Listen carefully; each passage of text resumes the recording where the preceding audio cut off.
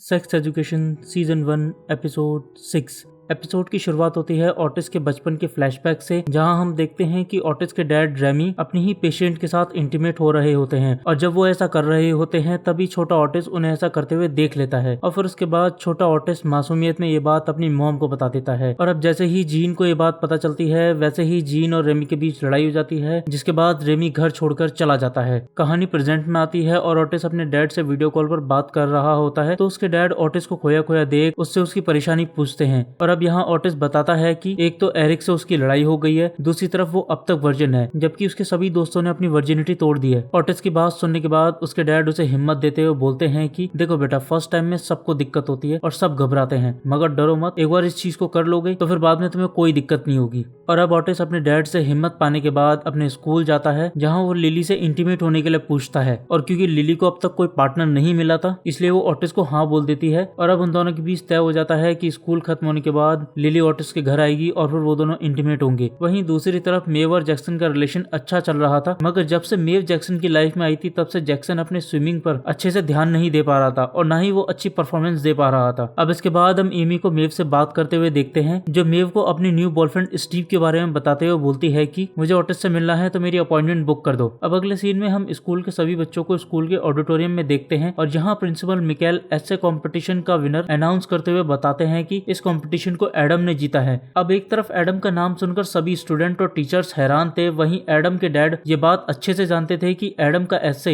Adam ने खुद नहीं लिखा है और इसी वजह से वो कुछ खास खुश नहीं दिखाई दे रहे थे। अब इसके बाद हम देखते हैं कि मेव ऑटिस को एमी की अपॉइंटमेंट के बारे में बताती है और साथ ही वो ये भी बोलती है कि तुम अपने वर्जिन होने वाली बात छुपा कर रखो क्योंकि इससे बिजनेस पर असर पड़ेगा, क्योंकि कोई भी ऐसे इंसान से सेक्सुअल टिप नहीं लेना चाहेगा जो खुद अब तक वर्जिन हो। अब इसके बाद हम देखते हैं कि ऑटिस एमी से मिलता है तो एमी ऑटिस को अपनी प्रॉब्लम बताते हुए बोलती है कि वो जब भी इंटीमेट होती है तो वो हमेशा नाटक करती है और इसी वजह से वो हमेशा अडल्ट वीडियोस की तरह एक्ट करने लग जाती है। और अब उसे ये बात समझ नहीं आ रही थी कि उसे सेक्स के अंदर चाहिए क्या। एमी की बात सुनने के बाद ऑटिस उसे सलाह देता है कि उसे अकेले में मास्टरबेशन करना चाहिए, क्योंकि वो जब मास्टरबेशन कर रही होगी तो उस टाइम पे वो अकेली होगी तो वो अलग अलग और अजीबोगरीब चीजें ट्राई कर सकती है, अपनी फैंटेसी की चीजें ट्राई कर सकती है और जब वो इस तरीके की चीजें करेगी तब उसे अपना पता चल जाएगा कि उसे चाहिए क्या। अब अगले सीन में हम देखते हैं कि मेव और जैक्सन लंच कर रहे होते हैं और यहाँ पर मेव जैक्सन से एडम के एस्से के बारे में पूछते हुए बोलती है कि तुम्हें एडम का एस्से कैसा लगा। मेव के सवाल का जवाब देते हुए जैक्सन बोलता है कि मैंने एडम का एस्से नहीं सुना, मेरा ध्यान अपनी स्विमिंग को बेहतर करने पर था।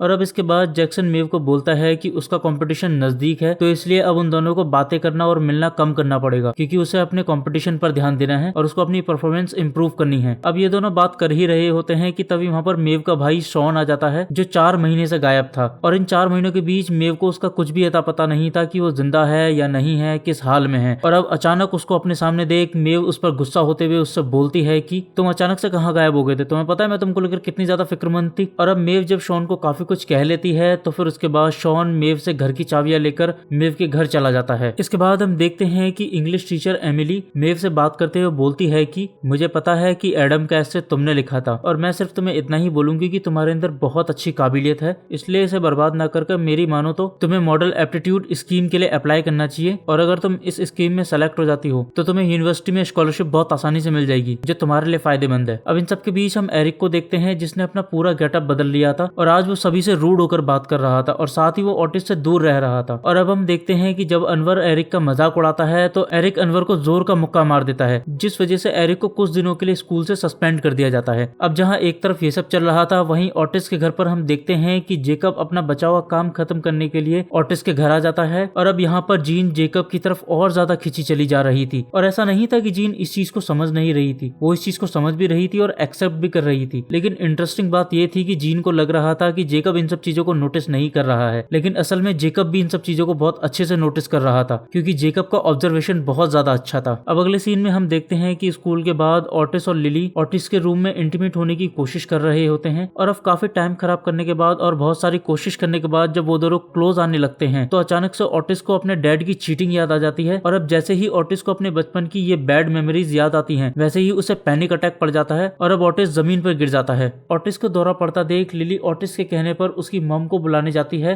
और अब रूम में आने के बाद जीन ऑटिस को आवाज लगाते हुए उसे होश में लाने की कोशिश करती है। अब ऑटिस के ठीक होने के बाद हम देखते हैं कि लिली जीन और जेकब को अपनी साइफाई सेक्स स्टोरी सुनाकर ऑटिस के घर से चली जाती है। अब जब ऑटिस लिली को अपने घर के बाहर तक छोड़ने आता है तभी वहाँ पर ओला आ जाती है और अब यहाँ पर ओला ऑटिस में डायरेक्ट इंटरेस्ट दिखाते हुए उसके साथ अपना नंबर एक्सचेंज कर लेती है और उससे बोलती है कि तुम जब भी इंटरेस्टेड हो तब हम डेट पे चल सकते हैं। अब इसके बाद हम देखते हैं कि जब जेकब ऑटिस के घर से जा रहा होता है तो ऑटिस की मॉम जीन बड़े भारी मन से जेकब को बाय बोल रही होती है क्योंकि अब वो कहीं ना कहीं जेकब को प्यार करने लग गई थी और वो नहीं चाहती थी कि जेकब उससे दूर जाए, लेकिन अब ऐसा हो रहा था और क्योंकि जेकब का काम खत्म हो गया था तो इसलिए शायद वो फिर कभी मिल भी नहीं पाते। अब जहाँ ओला अपने डैड के साथ अपने घर चली जाती है वहीं ऑटिस अपनी मॉम के साथ उनका फेवरेट शो देखने लग जाता है। अब शो देखते हुए जीन ऑटिस को बोलती है कि तुम्हें एरिक को कॉल करके उसे सॉरी बोलना चाहिए। अब ऑटिस अपनी मॉम की बात को मानते हुए एरिक को कॉल करता है लेकिन एरिक ऑटिस की कॉल को इग्नोर कर देता है। वहीं दूसरी तरफ हम एमी को देखते हैं जो मास्टरबेशन ट्राई कर रही थी और कुछ देर तक कोशिश करने के बाद एमी को मजा आने लगता है और अब वो अलग अलग तरीके से मास्टरबेशन ट्राई कर रही थी। अब इसके बाद हमें एडम का घर दिखाया जाता है जहाँ पर सब लोग एडम के कंपटीशन जीतने पर बहुत खुश हो रहे थे और एडम की इसी खुशी में शामिल होने के लिए उसके ग्रैंडफादर और ग्रैंडमदर भी आए थे, लेकिन एडम के डैड बिल्कुल भी खुश नहीं थे क्योंकि उन्हें असलियत पता थी। अब अगली सुबह होती है और हम जैक्सन को देखते हैं कि जैक्सन की परफॉर्मेंस मेव के ना होने की वजह से बहुत ज्यादा अच्छी हो गई है। वहीं स्कूल में एमी ऑटिस को थैंक्स बोलते हुए ये बोलती है कि उसने पूरी रात मास्टरबेशन किया और उसे बहुत मजा आया और अब उसे समझ आ गया है कि उसे इंटीमेट होते समय क्या चाहिए।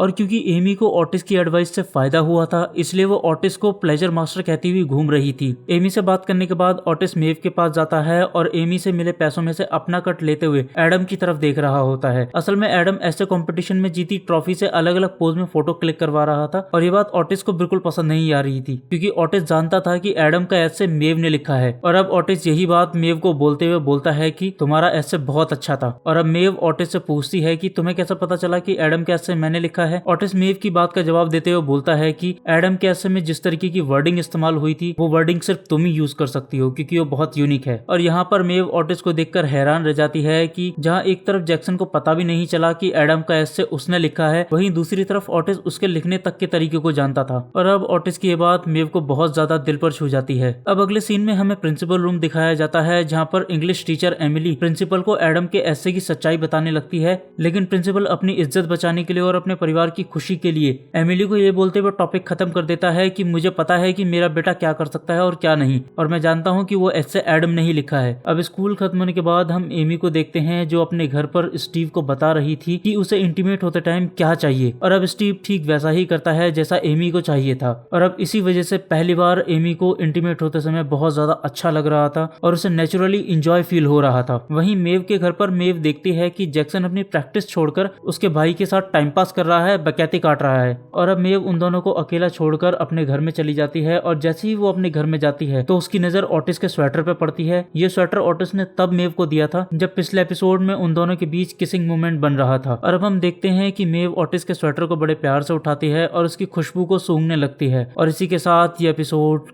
खत्म हो जाता है।